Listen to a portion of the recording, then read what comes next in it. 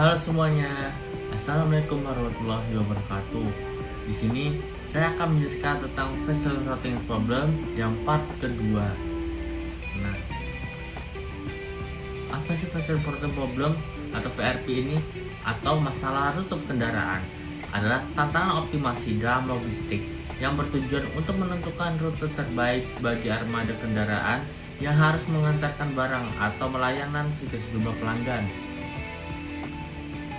Masalah ini muncul ketika perusahaan harus memutuskan bagaimana cara mendistribusikan barang dari satu ke depot dan ke berbagai lokasi pelanggan dengan tujuan untuk meminimalkan biaya atau waktu pelanggan sambil tetap mematuhi batasan seperti kapasitas kendaraan dan waktu pengantaran.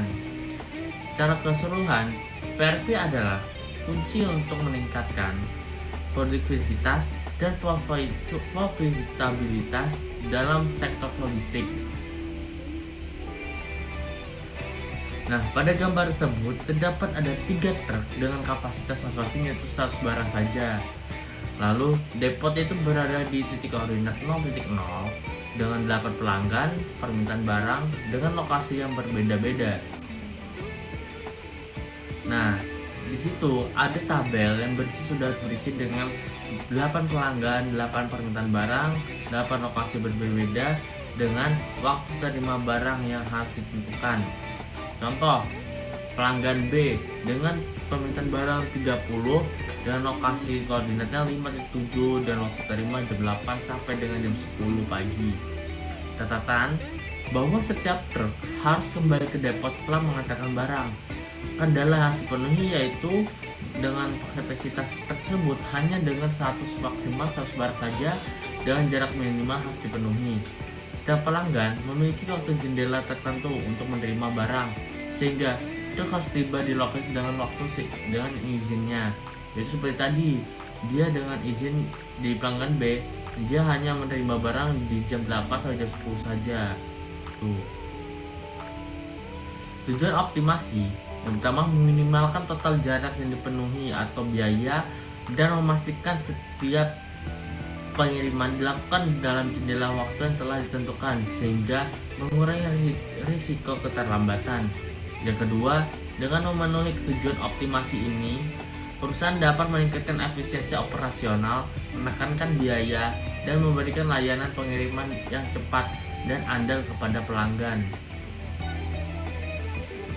Metode yang digunakan itu ada 2, yaitu greedy algorithm, dan yang kedua yaitu metode heuristik seperti algoritma nearest neighbor atau tabu search.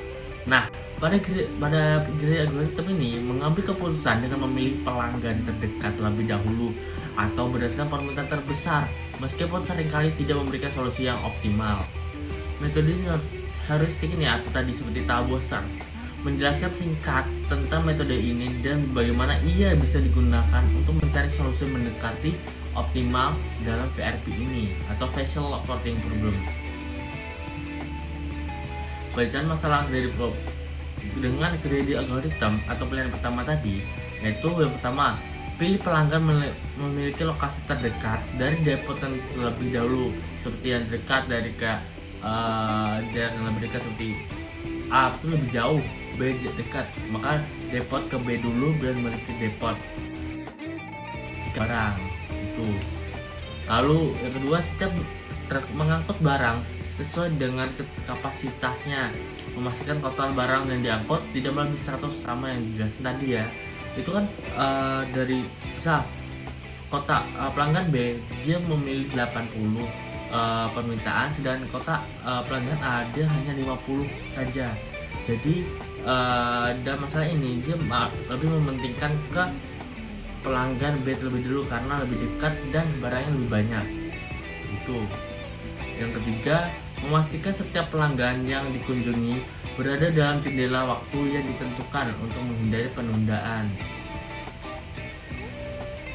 Bagian rute setiap truk, kita perlu membuat rute untuk memenuhi permintaan barang dan jendela waktu masing-masing pelanggan sambil menjaga agar kapasitas truk tidak terlampaui.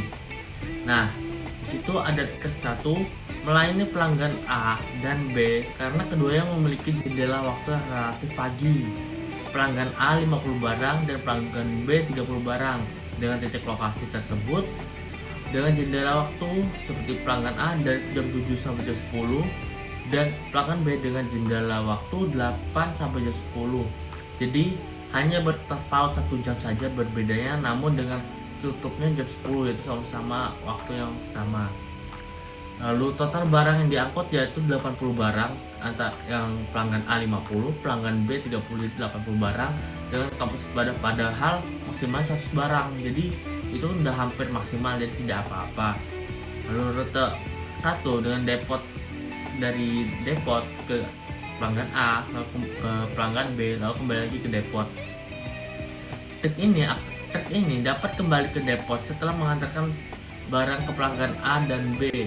Ini memberikan ruang untuk pengiriman tambahan atau pemuatan barang baru jika dibutuhkan. Namun untuk kali ini truk selesai dengan pelanggan A dan B saja. Truk kedua melayani pelanggan C dan E. C memiliki permintaan yang besar, jadi kombinasi pelanggan ini memastikan kapasitas truk digunakan secara optimal tanpa melebihi batas. Pelanggan C dia 70 barang, sedangkan pelanggan E 40 barang. Dengan pastinya pasti melebihi kapasitas dong, 100 tuh. Jadi dia melebihi 10 barang.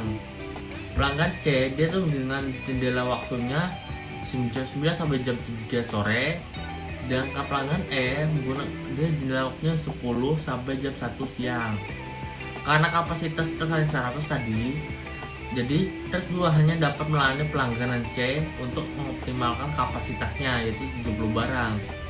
Revisi untuk truk 2 hanya melayani pelanggan C, dan truk 2 itu dari depot ke C dan ke depot lagi, dan mengisi lagi untuk ke pelanggan E.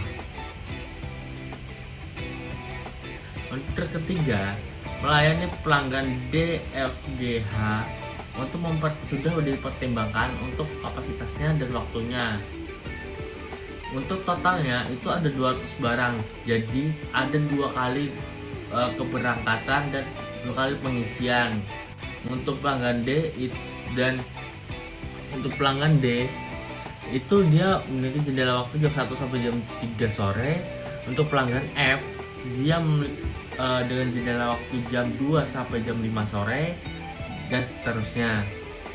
Kan pada truk 3 ini totalnya itu ada 200 barang. Oleh karena itu kita perlu memisahkan beberapa pelanggan.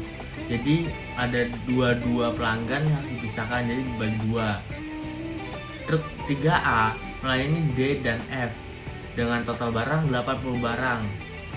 Lalu untuk truk B itu pelanggan G dan H atau truk setelah mengantarkan D dan F kembali ke depot untuk mengisi lagi, kemudian dia pun berangkat lagi untuk ke pelanggan G dan H yang dengan total barang 120. Karena dia melebihi kapasitas, dia bakal kembali lagi ke depot dan mengulanginya seperti tadi. Nah ini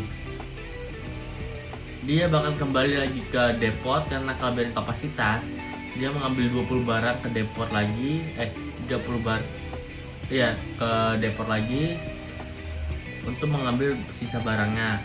Pelanggan G 30 barang dialokasikan ke truk 1 jika waktu masih memungkinkan atau dapat dijadwalkan untuk pengiriman berikutnya. Berikut hasil rute akhir yang dioptimalkan. Truk 1 ke A ke pelanggan B dan kembali ke depot. Truk 2 ke pelanggan C kembali ke depot. Truk 3A dari depot ke pelanggan D, F dan kembali lagi ke depot. Truk B dari depot ke H, pelanggan H dan kembali lagi ke depot. Dengan demikian, pelanggan G tidak dapat dimasukkan ke dalam rute ini karena keterbatasan kapasitas. Jika truk 1 menyelesaikan pengantaran dengan sisa waktu yang cukup, dan kan kita menyelesaikan dengan kapasitas dengan seminimal mungkin waktunya ya.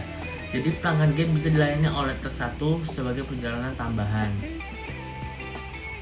Nah, ini untuk grafik VRP-nya dan metode gradient algorithm. Grafik ini menggambarkan bagaimana setiap mengambil rute yang optimal untuk mengantarkan barang sesuai dengan kapasitas dan batas waktu yang ditentukan, sambil memastikan setiap kapasitas maksimalnya yaitu 100 barang dan memulai serta mengakhiri perjalanan di depot. Nah, di sini tuh ada yang tadi tuh yang G. Dia tuh lebih jauh ya, lebih jauh. Jadi kan apabila kalau dia truk 1, dia bakal kembali jika ada sisa waktu, dia bakal menyelesaikan ke pelanggan G. Jika tidak ada waktu, maka dia bakal menyelesaikannya dengan keesokan harinya, karena mempertimbangkan jendela waktunya yang sangat mepet juga. Kesimpulan dari hasil optimalisasinya yaitu yang pertama, kapasitas truk terpenuhi. Setiap truk beroperasi di bawah atau sesuai dengan kapasitas maksimal yaitu 100 barang saja. Yang kedua, jendela waktu terpenuhi. Setiap pelanggan dilayani dalam jendela waktu yang telah ditentukan. Jadi kita telah menyesuaikan dengan jendela waktu sesuai pelanggan. Efisiensi rute.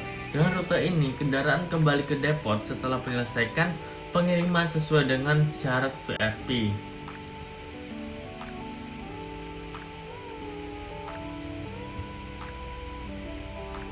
Mungkin itu saja dari saya. Mohon maaf apabila ada salah kata. Wassalamualaikum warahmatullahi wabarakatuh.